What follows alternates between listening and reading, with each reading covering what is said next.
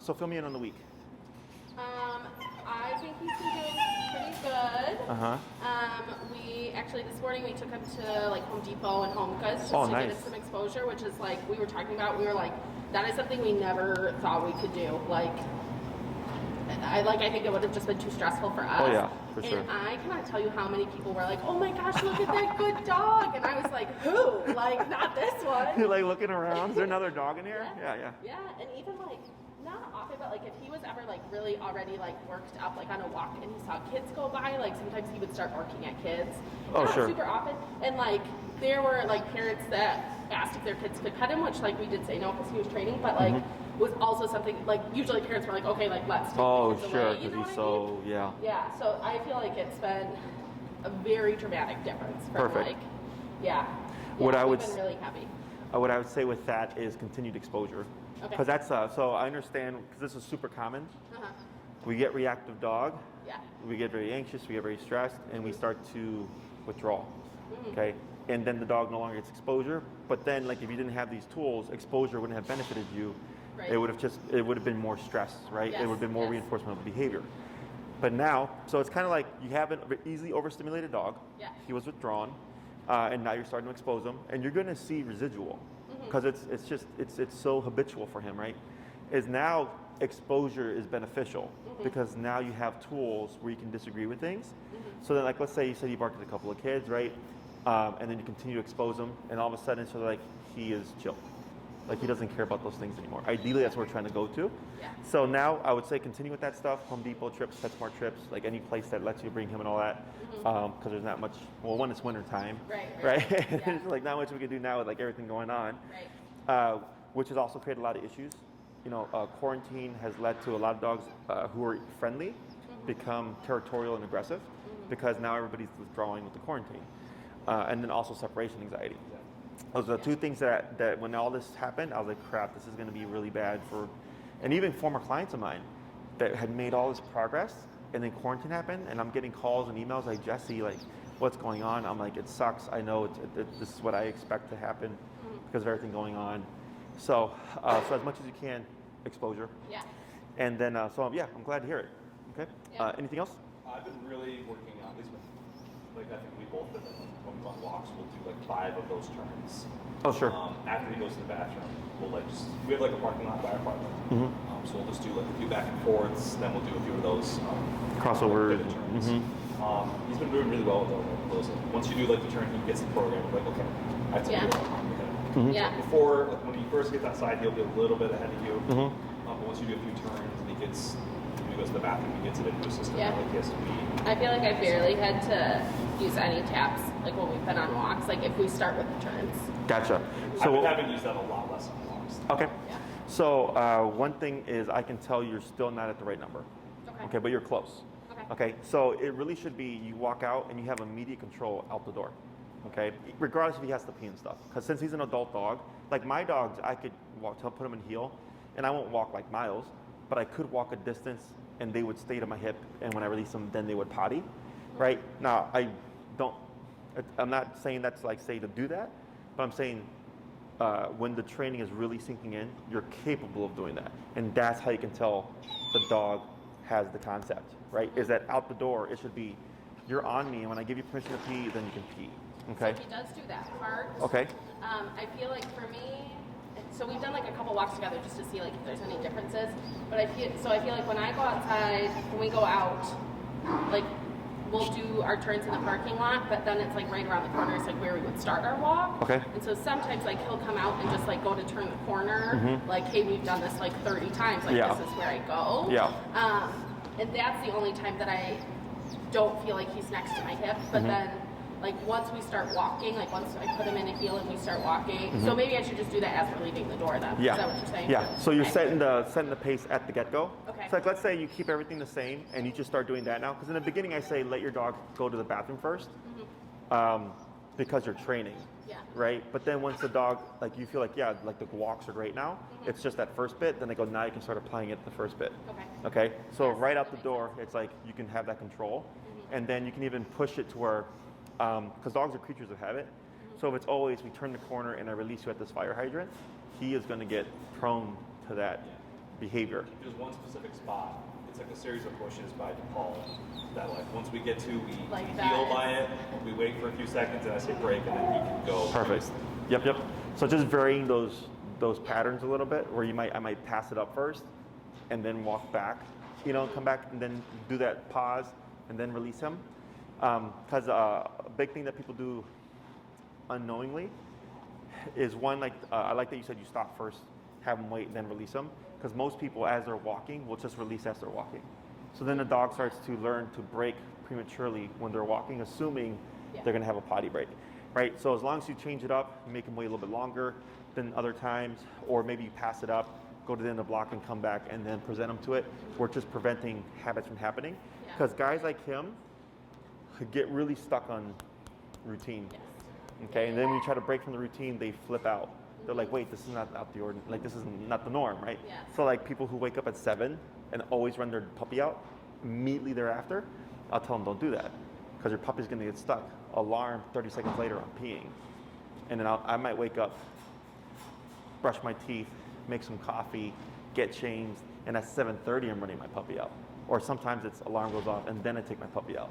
So the puppy doesn't get fixed on the pattern, because then those things will happen. But a guy like him, I would say strict routine habits would be problematic. So anything, just think about how you can just deviate a little bit, push a little bit longer. I've been taking him to, so like we won't, once in a while we'll stop. Like if I am running late for work, like then we stop there because I know he'll go. But like we've been trying to do fish and chips, but we've been stopping at other spots. Like I won't even take him along the bushes. I'll take him on the other side of the street. Oh, cheating on the spot, eh? Sorry. Yeah, no, that's perfectly fine. And it doesn't, the whole purpose of having control is to have more freedom. Now you can do more stuff with him and all that. So that's really, really good. So then today, we want to talk about bringing a dog in. Is that correct? Yes. Or do you feel like you want to do that? That would be good. Okay. And or working on recall. Okay. So we'll do the dog thing real quick. Hey, Bree, would you bring me Tango, please? He said we just need that. He said they have some here. Right, you have the long leashes here. Yes, we have long leash here. Yeah. So we'll use ours this way, and then we're going to swap the leash as well, because your leash will look like a teddy bear by the end of class. Okay. So this way ours gets all covered with fur. Anything else? I don't think so. Good. Yeah. Good. He's been, like, I don't know. I just feel like things keep like surprising me that like a couple months ago I would have been like, oh no, like, well, maybe in like 2 years, like we get there. Yeah. Right? Yeah. And what sucks is that there's trainers that do say stuff like that. Yeah. And then people are thinking, okay, 2 years, and then 2 years comes and goes, and they kind of just forget about it. I'm like, no, it should be, not everything's as instant, but there should be like progress, like noticeable progress, okay? So here we have Tango, thank you, who is a dog that Maddie is training for a service dog. So she's like the chillest dog ever. So let me have you go ahead. I'm gonna have you heel with Milo. You're gonna go down, and I'm gonna have you step aside so you're facing this way, more kind of towards the wall, okay? Yep. And what's your number currently at? It is at 64. Okay. Good. Let me have you come a little bit more this way.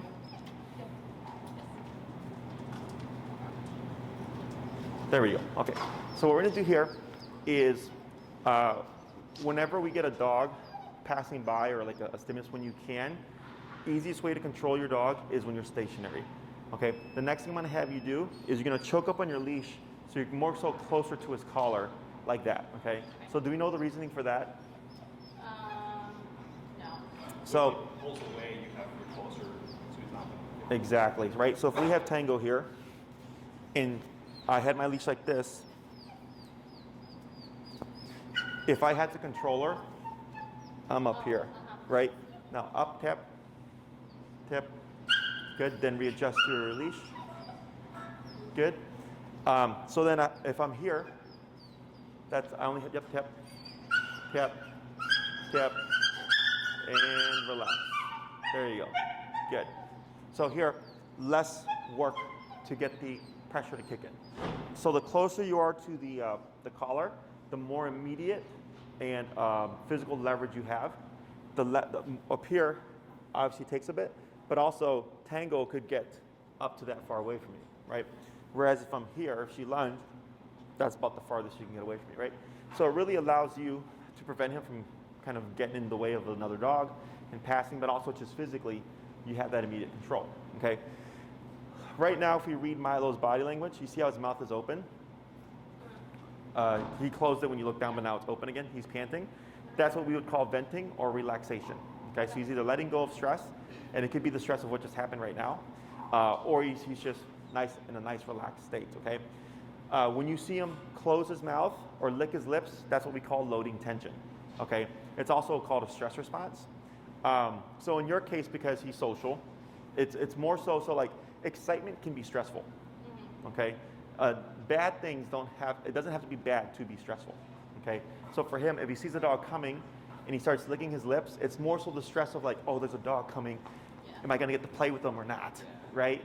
And so that right there, it's not anything good or bad. It's just letting you know how he feels within that moment, okay? So now he went to a closed mouth. This is fine, because if you read his eyes are relaxed, okay? His ears are relaxed. His body's shaking a little bit, but that wouldn't be tension, okay? Because the other thing is the context hasn't changed, okay? This is only when the context changes. So right now he goes back to panting. If I walk with Tango, as I'm approaching, we want to see when does he change, okay? So when you're doing this out in public, your responsibility is Milo. So I'm like this, and I can see the side of the body, which gives me a lot of visual here. And don't get too like tunnel vision, where you're just so focused on him you don't see this. Yeah. Now, chances are, I'm sure you know most of your neighbors by now, but like you also want to keep an eye on what's going on over here, okay? Because it could be someone who you don't know, and they go, "Oh, you stepped aside with your dog to say hi," when really you stepped aside so that you can control your dog, right? So if I'm watching here and I'm watching Milo, and I see someone approaching, and it looks like their dog is ahead of them like this, then I go to look up, so that this way you can address that situation as well, so that we don't create a bigger one. Does that make sense? Yeah. Okay, so he's got an open mouth. I'm gonna have you when I walk towards, I want you to both watch Milo, but then use your peripheral range to see where is Jesse and Tango. Yeah. And I want you to watch for any changes in his behavior. Now, as long as he doesn't do anything where he escalates, where he starts to like bark or whatever, we don't need to do anything, okay? So we're walking, there's the close, the lick lips, right? This is where he starts to pant, or not pant, but like whimper. And then I walk away, he sniffs, that's perfectly fine. But that's the change I was talking about, okay? So as Tango started to approach, once I got it within about 4 to 6 feet of him, that's when he licked his lips, right? Getting a little bit stressed, and then he closed his mouth and loaded with tension, okay? But then he didn't do anything. So the closed mouth doesn't guarantee something's gonna happen. It's just letting you know he's feeling some way about it. Does that make sense? Yes. So then, like, once he resolves this, what we should see is he's gonna go back to panting again, okay? Questions about this so far? Not yet. So when you walk with Milo, where do you find there's panting? Where do you find where he would struggle? One, if we didn't have it like as much space, so like if we're like rounding a corner or something, and there's just like is a dog there. Definitely, if we are walking and the other dog's walking, which like we haven't done right in a while, especially since you told us. Usually we'll pull off to the side if we can. The only other time that I notice it is like if we're at like an intersection and there's like a dog on that corner and a dog on that corner and a dog on that corner, and I'm like, okay, well I'm just gonna have a sit. I feel like he can't. Sure. Like one dog is one thing, but now we have like 3 different dogs. Sure. Is like very overstimulated. Yeah. Okay. So when it comes to reactivity, it's a spectrum. Reactivity towards humans, almost like construction workers and stuff like that, almost always. Shh. All right. He was starting to pee on the call. I don't want him to pee on. Yeah, you're clear though. Yeah. So it's a spectrum. So like dogs that bark at construction workers is like the first thing that goes away. Okay. Then it's calm dogs or older dogs. Excited puppy type energy is right in the middle. Other reactive dogs or sudden run-ins turn to corner dog are end of spectrum. Okay. Because if the other dog's barking, and putting out threat, and he responds. Like he's just responding to that energy, but it's a bigger energy. When you turn the corner in his dog, it's because it's so abrupt, okay? So those two are gonna take the longest, okay? That's just how it goes, because you can't plan for them. But also, if the other dog's reactive as well, typically that owner wants to get out the situation. So if they turn and walk away with their dog and you're still trying to control him, he thinks he made that happen. Does that make sense? Yeah. So then it technically reinforces the behavior. So one thing that you can do is when you round corners, since he's on your left, is I space out to the left of the sidewalk and I can turn wider. Okay. So I can see around the corner. Does that make sense? Yeah. And then this way, if I'm on the outside, as opposed to if I turn the corner and this is the wall and I just go like this, you're right there to people. And I had one client whose dog, and I had told them to muzzle their dog, and literally a week from me telling them that, their dog, she walked him without a muzzle, and she turned the corner real sharp, and there was an old lady right there, and the dog jumped up and bit the lady. Yeah.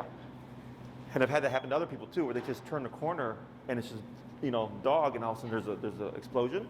Yeah. So by curving, if you're turning right, curving out to the left gives you more visual, but also there's more of a gap, okay? Same thing if you're gonna turn to the left, you just hug out to the right.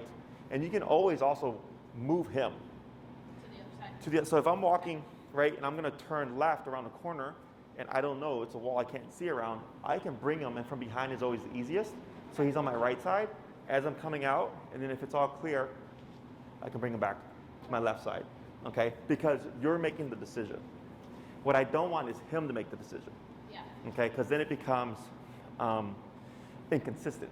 And we want him to think tap does always mean the left side, but since you're doing the prong, you can easily just swap him over to the right side, come out, finish that turn, and then bring him back, no problem, okay? So you can also use space to your advantage. If you don't have space to use to your advantage, maybe it's a very tight sidewalk. If he's on the left side and you see it far enough in advance, just right away, if your assumption is this isn't gonna go well, and you feel like you need control, in your case, because he's not like other reactive dogs, he's just overstimulated, what I do is I would use this to my advantage, right? So I'm like this, I'm not squeezing them, I'm just here. And you can let them pass. And if they're on this side of the sidewalk and you do this, a lot of times people just will adjust, right? Because they see what you're doing, and then you just wait there because you're not gonna have enough space to do like the turnaround type of thing. So then you act as a buffer, okay? And then you have the same setup. I choke up on my leash here. I let this pass, hey, come on through, right? And then you have your remote ready. And then once it's done, you continue your movement, okay? So obedience is to give you control, but and then obedience is black and white. Dog's always at my left, but the dog at your left doesn't always work well for the situation. So there's gonna be that gray area. So then you just use space where you position them, where you position yourselves to your advantage. In the situation where it's him, dog, dog, dog, most likely it's gonna be just power, okay? So if he's throwing a fit and you tap him at 60, you have to allow him to dial down.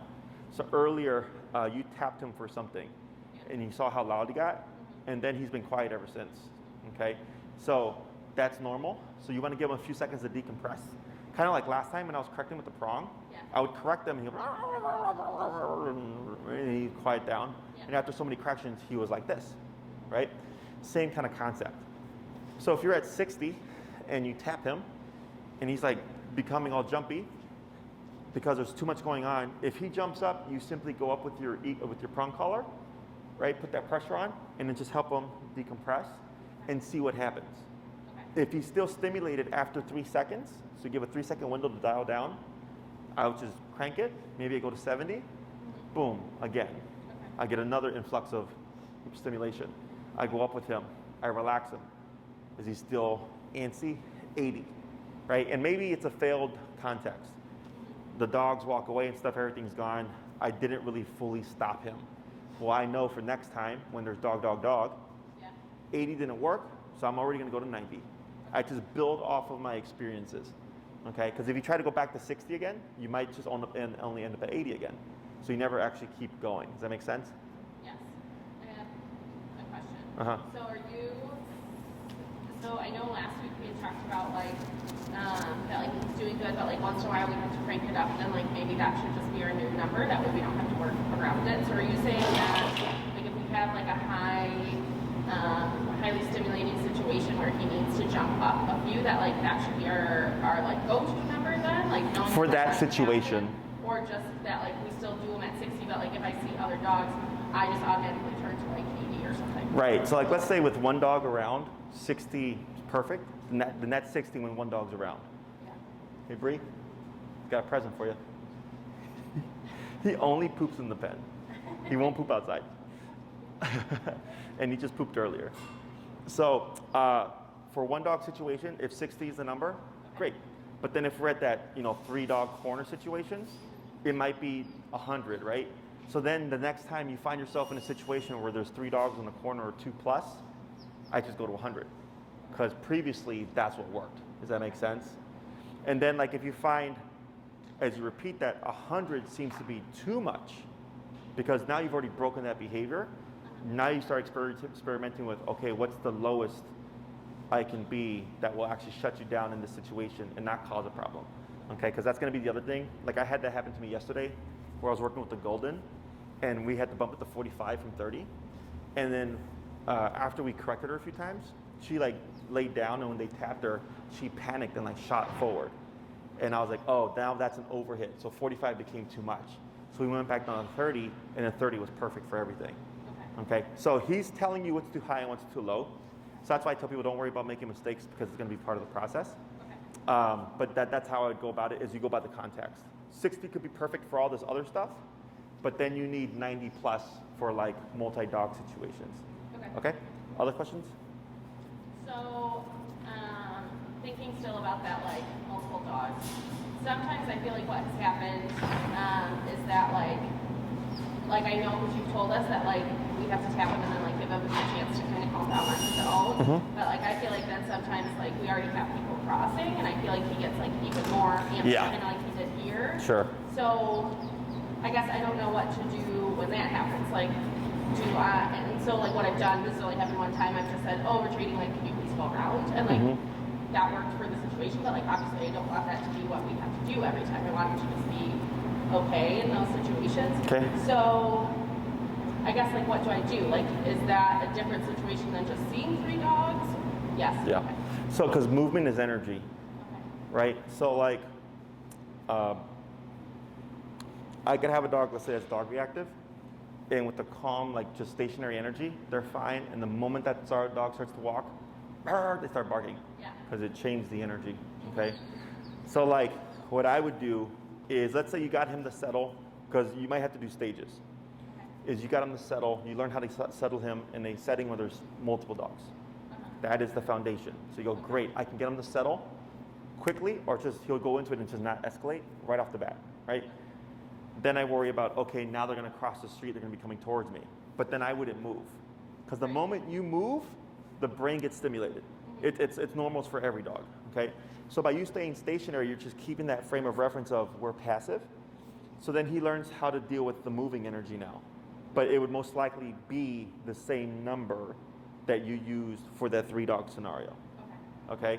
And the same thing where you would remote him. If he over-escalates or whatever, you would pull up on your prong, help de-escalate him. Okay? And if it ends up being a shit show, then it might be higher than the number you're at. Okay?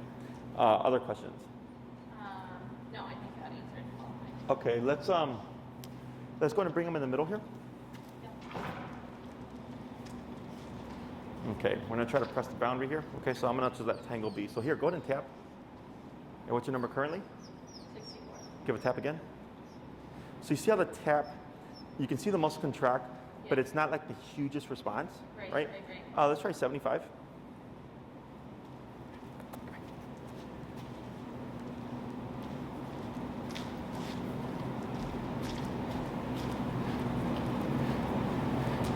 I feel like this is a very bad representation. He never just sits. Sure, and it could be because Tangle's energy is low. That's why I was looking.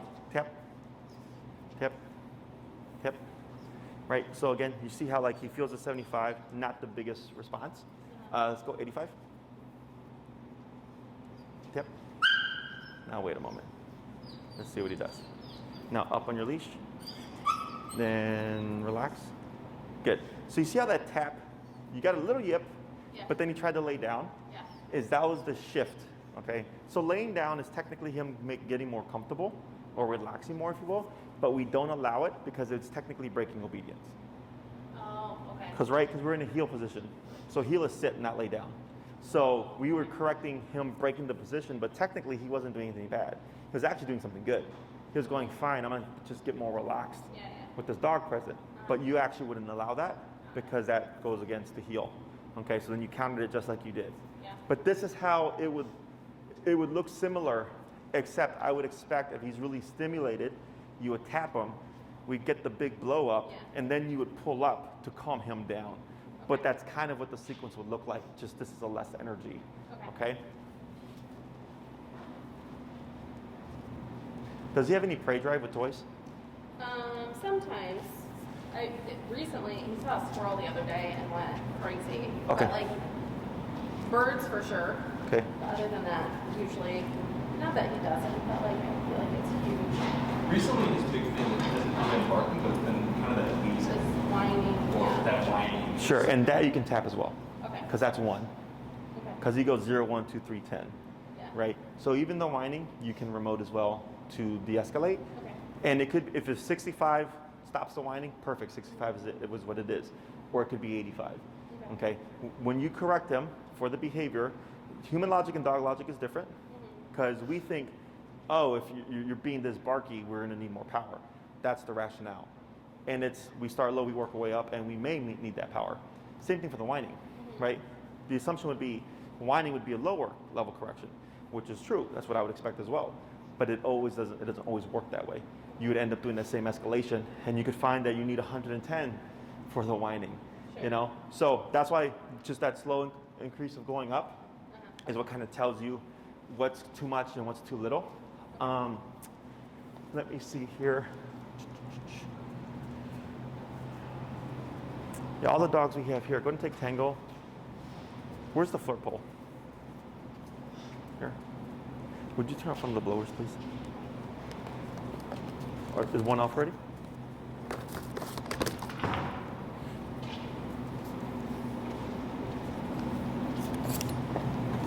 Oh, broke it already. There was one that he was in straight, and he was whining for hours. And he hasn't done that like ever. So I don't know what's going on that night. Gotcha. So here, just trying to see if he'd care about this, like, you know, like a squirrel or something. Yeah. We can see, like, not interested, right? Yeah. Because all the dogs we have here right now are all just low energy. Okay. So, does that answer your question or your questions about that?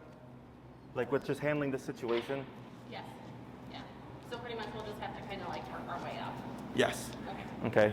Because if you try to go 0 to 10, it's going to be more stressful for you. Yeah. So it's easier to just worry about stage by stage. Yeah. And a lot of the stuff you're describing, like you said, when I turn the corner, there's a dog. It's all normal stuff. Stuff that's not out the ordinary. Okay? Anything else with that? I don't think so.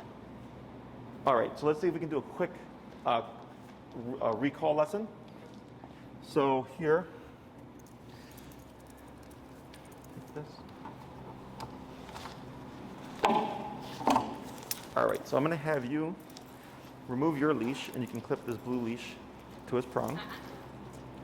There we go.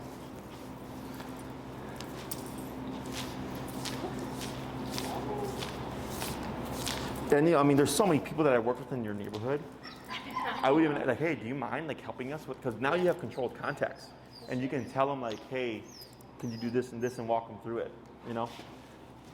So this will be a 2-person exercise. Oh, okay. Yeah. So go ahead and put your leash on the chair there, and I'm sorry, would you please clip that to your prong there?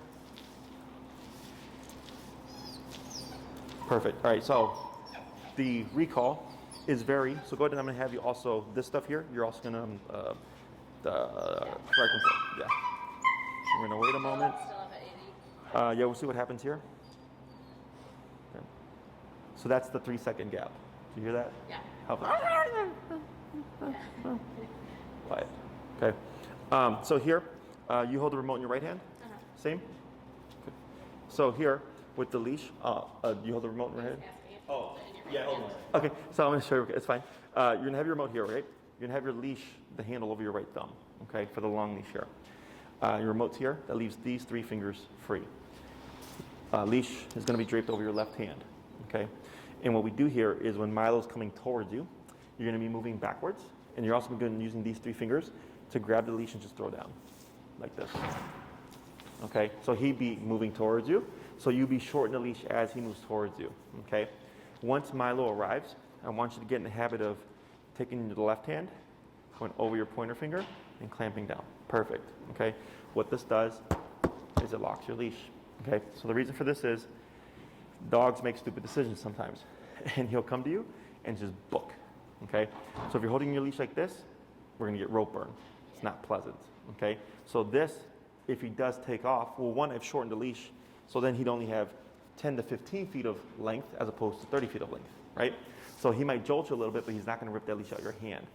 If you're not prepared and he starts to take off, as long as he's not running towards anything dangerous, I can let this go because I have this as my secondary. Okay, because this also acts as a lock. Okay, so this way again, boom, he might pop you, but he's not going to rip and burn your hand because I've had that happen to people. You definitely don't want to do this where people like wrap the leash around their fingers. Now I always tell people you can break your hand. And I was actually one of my friends from college just before you. We were talking about this, and his friend is a nurse, and she just within the past week broke all her bones here because she has a 110-pound dog, and she had wrapped the leash around her hand, and the dog lunged and broke her bones. Okay, so this very simple, very effective. Okay, so the next thing that we're going to do is to start the exercise. Is whoever's going to be doing the recall, you'd be at the end of your 30 feet. Okay. So I would pull on the leash, and you're going to see here how there's a little bit of pressure and tension on the leash here, and I can feel it on his neck. Is we're going to try to time it that when we feel that subtle pressure pulling towards you, and we're going to dip down the remote, we would start tapping. And the moment Milo starts moving towards you, you would stop tapping, let the tension go, and then you would do this backwards movement while reeling in your leash, and then lock it at the end. Okay? So it's a lot of stuff. You're not going to get all at once. But as you repeat it and practice it, it's going to start getting more easier. Okay? Who's going to go first? I guess do you want to? Yeah, I was just going to. Okay? Yeah. Situated there, and you'll get a remote. So the reason why you have the second leash here is the moment you see Milo running towards him, let the leash go. Okay? At some point, he might get savvy to the exercise that he starts to prematurely leave. Yes. Okay. So we've done that in the house before, and he will.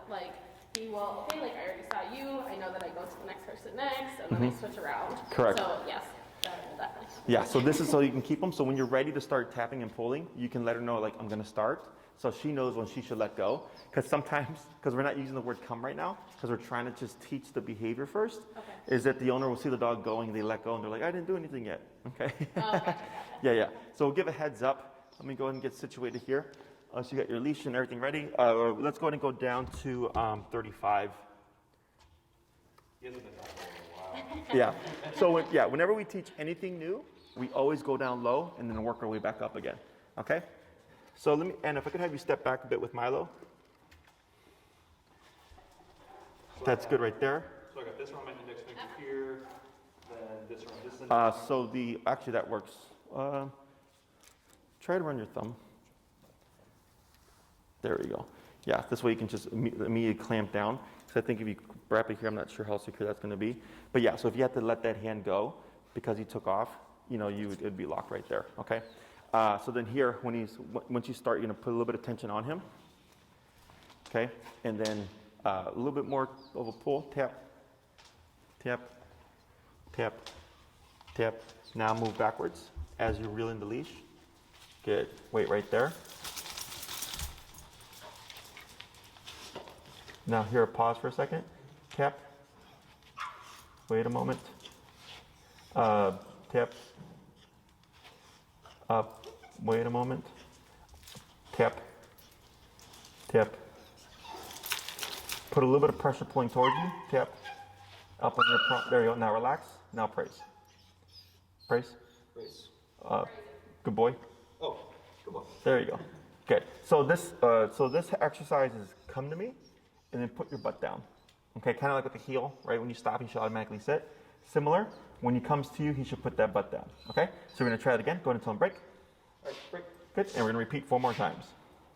So then go. Yep. We're gonna bring him back to Anna. Okay. Break, So break. do I walk or does she? Either or. Yep. I can run home. That way you can just let the leash out. No, you say that.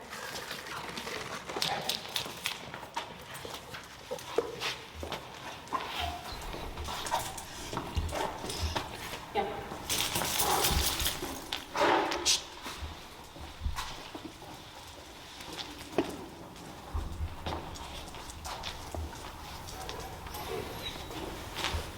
Oh, his foot's caught. Oh, sorry. Oh, Good. You're gonna repeat that same process. Yeah. So that's good. Now get a little bit of tension. Now tap, tap, tap. Yep. Now backwards. Then wait right there. Now here. Now praise. Good boy. And break. Break. Good. 3 more. That was much better. why don't we'll just do it this way first, and we can switch later. Oh, I probably should have put him in a heel for that.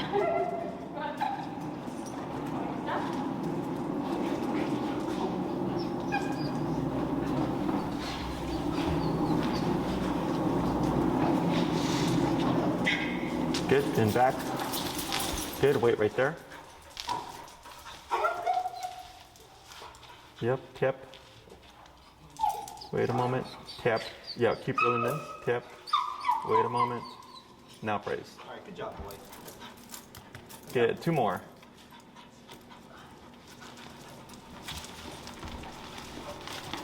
Any tricks for untangling the leash as we go? No, this is the messiest command. Yeah. It gets easier as you get used to like working the long leash.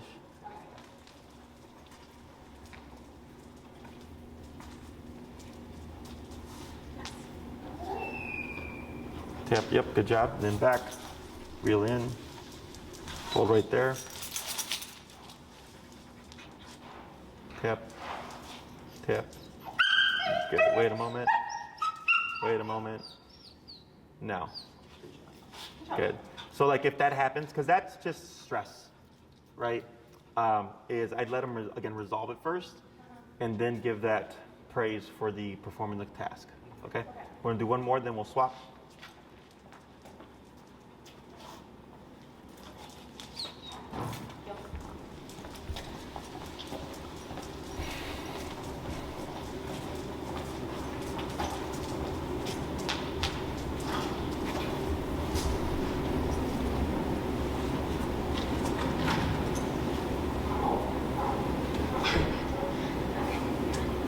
Thank you. Okay.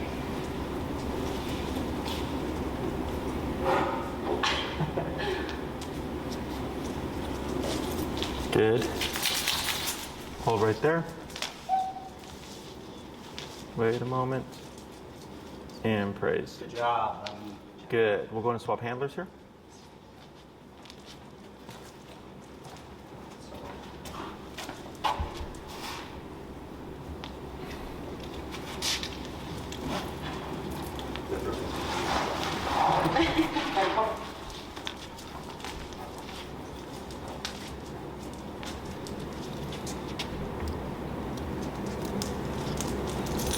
Good. Then back. Yep. Now wait right there. There you go. Good boy. There you go. Good. Break. Break. Good. 4 more.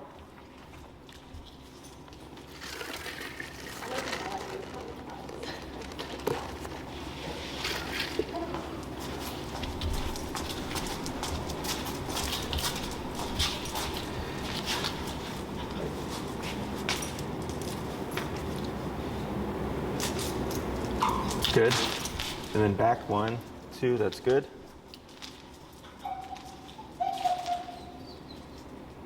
Yeah. Good boy. Does it matter if he's sitting in front versus to the side? So for the recall, I don't care where he lands, left, right, front, back, or between your legs. I care that he's within a 2 to 3 foot radius. Okay. So close to the body, Where he lands doesn't matter. Okay? 3 more.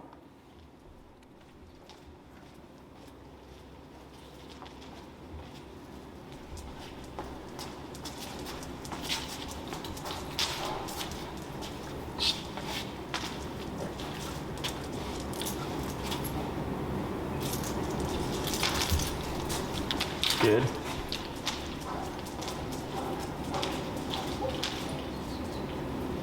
Good. Oh boy. Excellent. 2 more. Did all the hard part. Like, he just is That's the thing about this style of training, is the concept's all stacked, right? Yeah. When you feel pressure, if you move with it, pressure goes away. So the dog picks up on it very quickly, but also transfers right away. Once the dog learns the concept, as long as you're doing the same thing, the dog picks up on it. Good?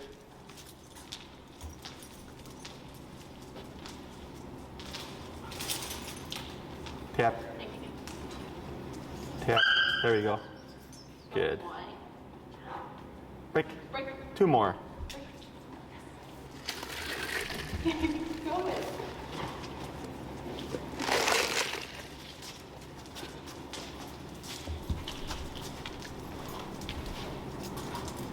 He's doing really well with that sitting.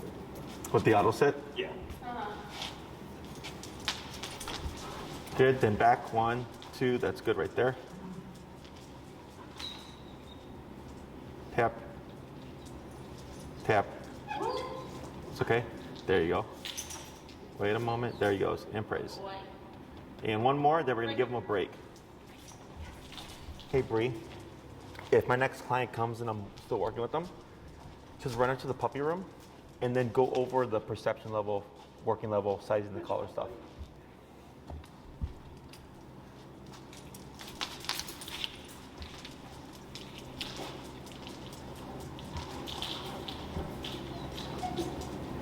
Good. Excellent. So go ahead and bring Milo here at the middle. We're going to talk for a little bit, and then we're going to move to the last little half of the recall. Okay, so what we're doing here is teaching Milo that pressure now means to return. So for the past couple of weeks, it's meant walk on my left side, put your butt down, don't do that, right, type of stuff. And the way he interprets the e-collar depends on what life looks like in the moment. Okay. So if I'm Milo and this is your leg, you know, if you were to be up here and you tap him, his assumption would probably be, I need to speed up because the leg should be here. Yeah. If you come to a stop and he's standing and you remote him, he's like, oh, right, because you should look like this to him. So when he's 30 feet away from you and you remote him, his assumption should be, oh, that means a return. Okay, so the reason why we're not saying the word come right now is because if he did say come and he came to you, we have nowhere to layer the remote. Okay? So if we have no words and we just start tapping, sure, it might seem random to the dog, but we're conditioning, and I know for a fact that the e-collar is communicating and the dog is responding by returning to you, and then we layer in the word. Okay? So here, the way we're practicing is not realistic. Okay, Milo's not going to be waiting for you. No one's going to be holding him for you to call him. He's going to be doing things. But this is how we layer in the foundation. So we have 2 styles of teaching this. One, some dogs do get paranoid and won't leave your side. So when I work with couples, you can still practice because you're able to separate him from each other. Yeah. And there's ways of making that look more realistic. The preferred way is I go solo, or you can go together, but you're just really letting him veer off and be a dog, and then calling him in the middle of distractions. So like squirrels, you said, right? Yeah. So it might suck if he goes crazy for squirrels, but it's also really good because it gives you something to work with. So let's say you go to Oz Park, you see squirrels, you put them on the long leash, and I go break, and I let Milo be a dog. Okay, and I'm just walking and I'm meandering with him, and he sees a squirrel up a tree, I let him go bark his ass off that tree, okay? And then I might let him do that for like 2 minutes. And then 2 minutes in, Milo come, boom, boom, boom, moving back, tugging on that leash to get him to return and pull away from that distraction. Let's say you call him and he starts to return, but then he shoots right back. If you wouldn't call him again, I just either probably bump my power or just keep remoting and then pulling on that leash and moving backwards to force the return, okay? And then he comes to you, I praise him, wait a moment, break, and I might let him go right back to that squirrel again. Okay, so you have a distraction and reward all in one thing, okay? When we do the recall, there's 3 points. There's the pursuit, so when he's going to chase the squirrel. There's right when they get there, And then there's when they're actively, barking at the squirrel for like a couple of minutes. And you want to practice recall at each different point, okay? So sometimes I might say go, and he's running full speed, and then halfway there, Milo come, okay? Most of the time when people call their dogs, they're chasing something, running towards something they shouldn't, or running away. It's almost moving away from the owner. So I like to practice that as much as possible. So like I have a client, his dog's name is Gilmore, and we were at Dallas Park, and he's got crazy prey drive. His number is 90 plus, okay? And there was a squirrel, and from like 100 feet away, they said break, and he went boom, straight for the squirrel. And then about 3/4 of the way there, he called his dog, and his dog immediately popped back 180. Didn't even doubt it. And then I said, let him go again. And then he let him go again, and then I said, call him again. And then sure enough, the dog came running back and immediately disengaged from the prey. And that's what we're trying to build to, okay? So you can use squirrels to your advantage. If you go to the park to let them play with dogs, it's not gonna just transfer squirrels to dogs. You then have to work in that context, okay? So this is where I suggest, like, maybe there's one dog there, and you have Milo on the long leash, and you let them play, but you're not holding the long leash, it's just present. And then once you're ready for a recall, like you find a good scenario, just make sure you're near the long leash or pick it up, and then issue your recall, because you wanna be able to make it happen.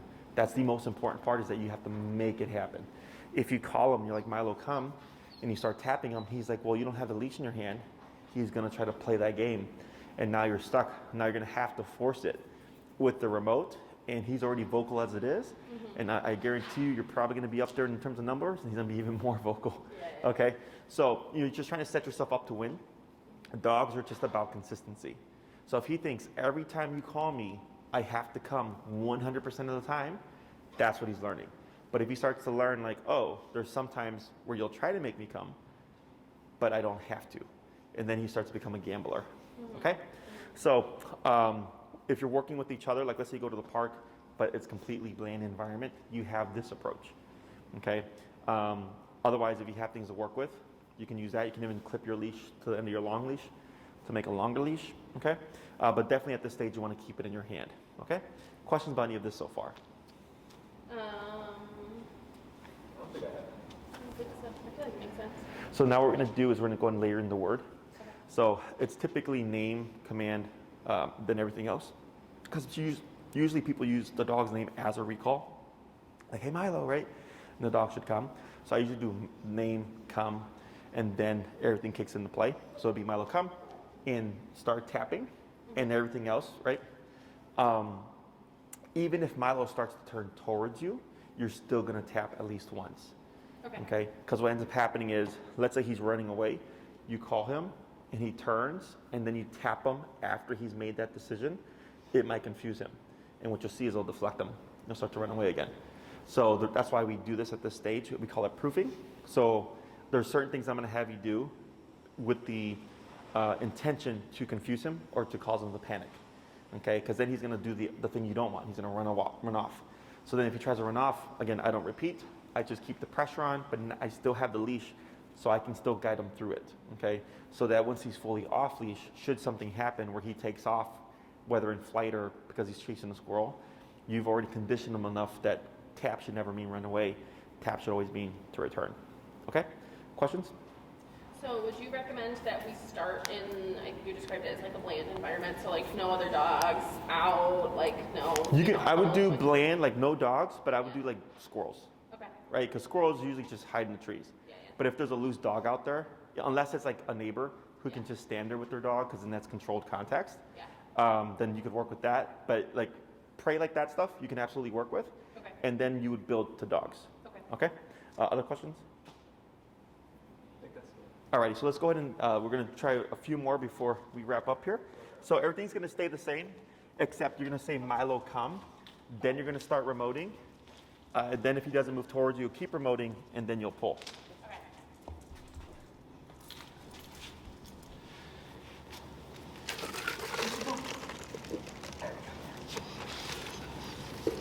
Sorry, I do have a question. So am I calling his name and everything before I'm putting pressure on the leash? So you're going to keep it slack, like that, perfect. Milo, come. You're going to be tapping first, and then if he doesn't respond, keep tapping, then start to pull on your leash. Milo, come. Tap. Yep, like that. And then back up. 1, 2, 3. Hold right there. And then praise. Good. And break. Good.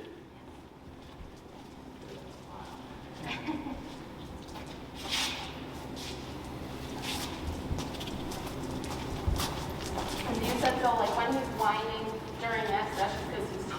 Yeah, like, it's a new thing. Yeah. Okay. As you practice this more, we should start to see that going down. Okay? Tap. Yep. Go ahead and keep moving back. Keep moving back. Pull, pull, pull. You got it. There you go.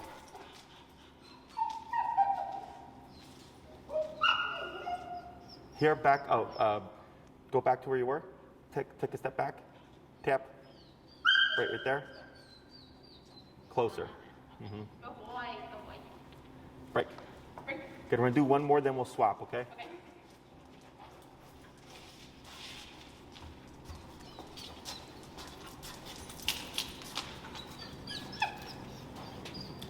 Milo, come. Yep. Back. There you go. Good. Hold right there.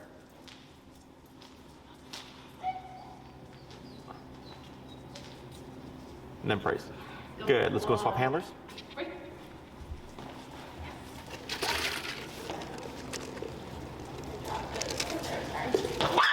Uh-oh.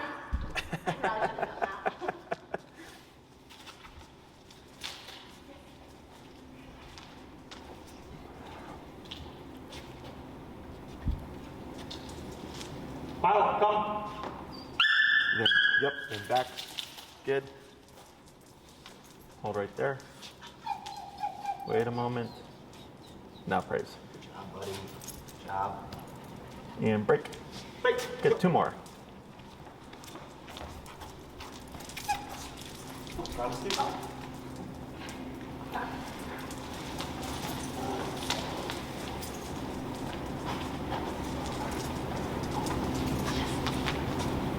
Milo, come.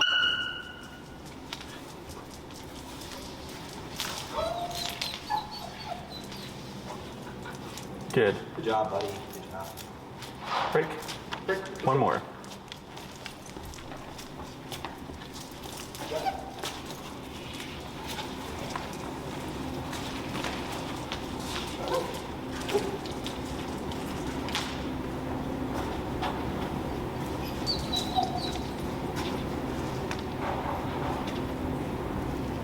Milo, come.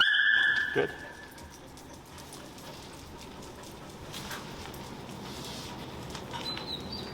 And praise. Good job, buddy. Good. Alrighty. So here, a couple of things will be when you're out in an open space, don't expect him to be so direct. Okay? He might overshoot or kind of like fan out.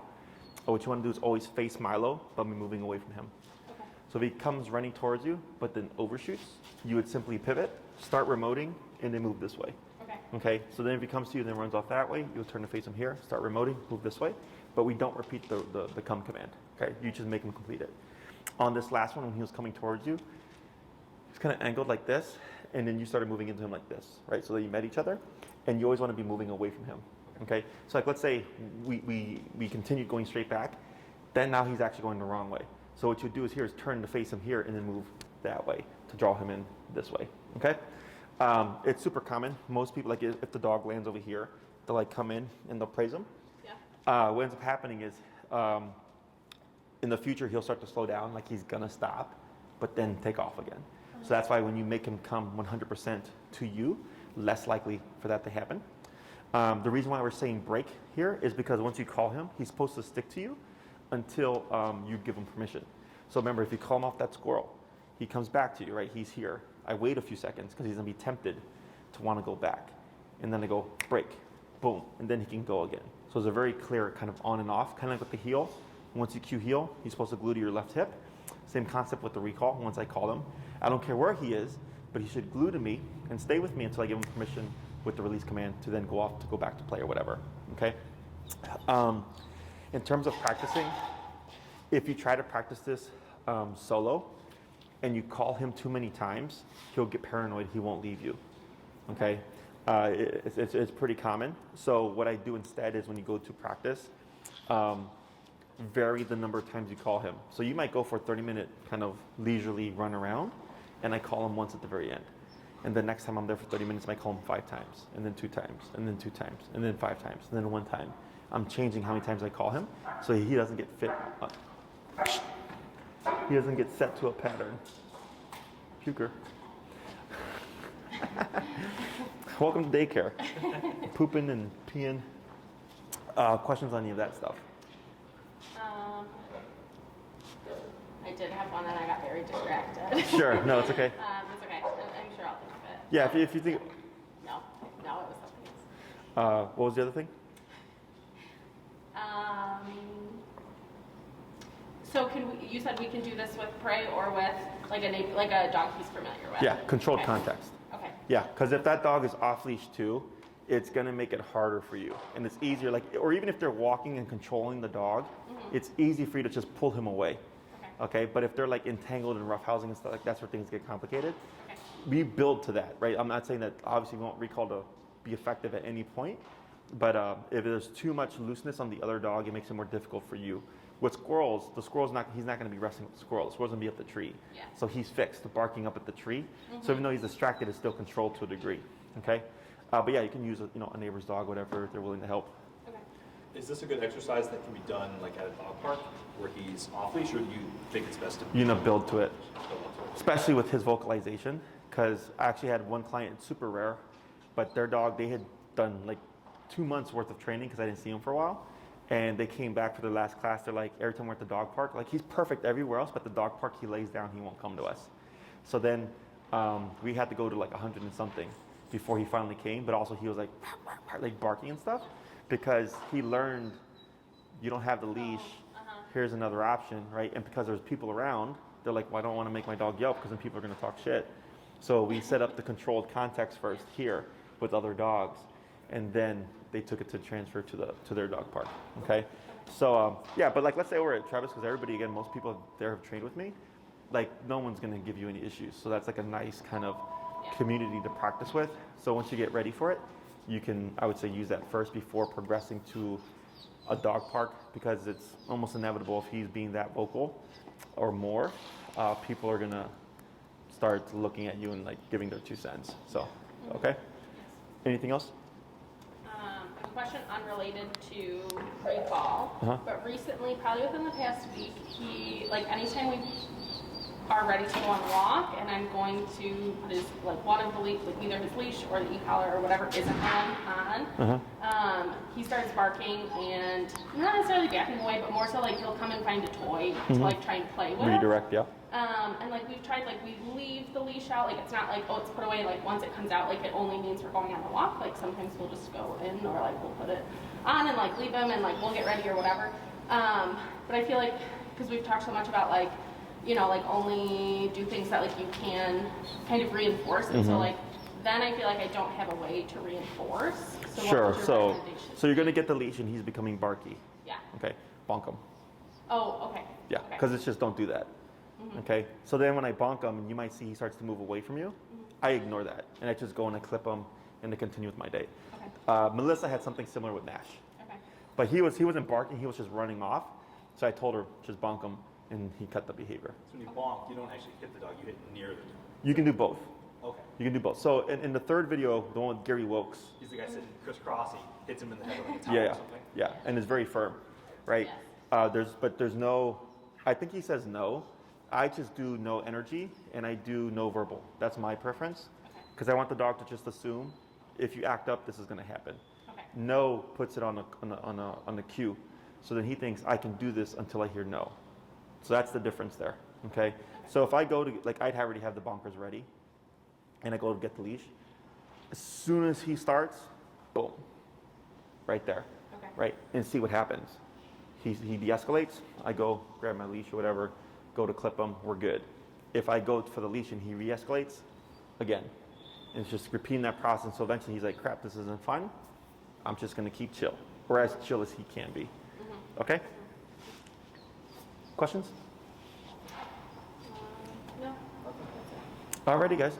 So let me check the front door. You go switch your leash out, because I have another client coming right after you. Okay.